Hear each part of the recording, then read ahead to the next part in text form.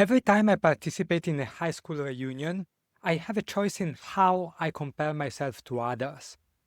One option is to notice that, among my former classmates, there is at least one who earns more than I do, at least one who has more free time than I do, and so on.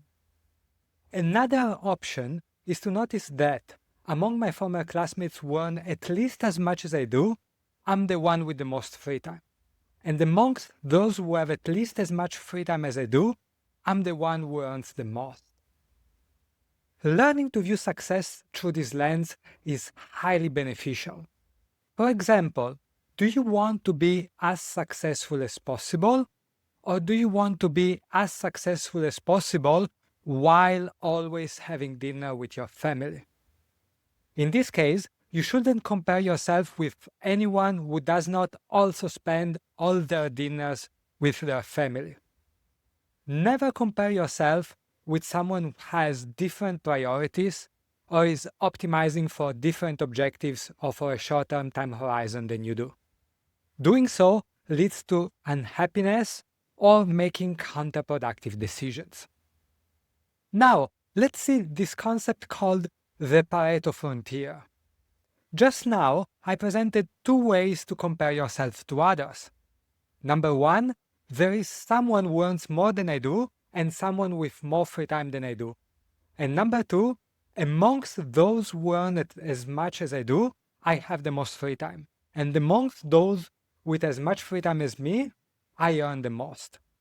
This second type of evaluation is called the Pareto Frontier, named after the Italian mathematician Vilfredo Pareto, the same one who invented the Pareto rule, also called the 80-20 rule.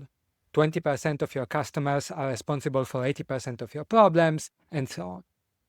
In particular, you can say that I am on the Pareto Frontier if, given two metrics, A and B, among everyone who has at least as much A as I do, I have the most B. And amongst everyone who has at least as much B as I do, I have the most A. The Pareto Frontier is also useful for comparing options. For example, without knowing about the Pareto Frontier, you might compare jobs by asking yourself which one is the highest paying.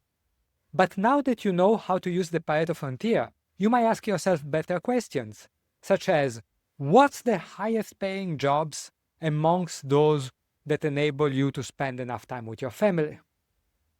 The Pareto Frontier isn't a revolutionary concept. Many of us already make decisions using a similar mental process. However, giving it a name and making it explicit is useful, because it shows that choosing a job that's not the highest paying is not necessarily a lazy or suboptimal choice. If it's on the Pareto Frontier of what matters to you, it is an ambitious and optimal choice. Now, let's see how the Pareto Frontier can help us winning long-term games. Single metric comparisons, such as who earns more, are toxic because they lead to feelings of inferiority or races to the bottom. Conversely, comparing yourself to others using multi-metric comparisons, such as the Pareto Frontier, is a relatively healthy way to assess whether you're being ambitious enough. If you are at the Pareto Frontier in the areas that matter to you, you are probably doing fine, as long as being there is not the result of short-term optimization. Conversely, if you are far from your Pareto Frontier, you might have been too lazy or too conservative. But, perhaps more importantly, defining success in terms of Pareto Frontiers helps you avoid the temptation to follow those who take excessive risks or make sacrifices that you are not willing to take.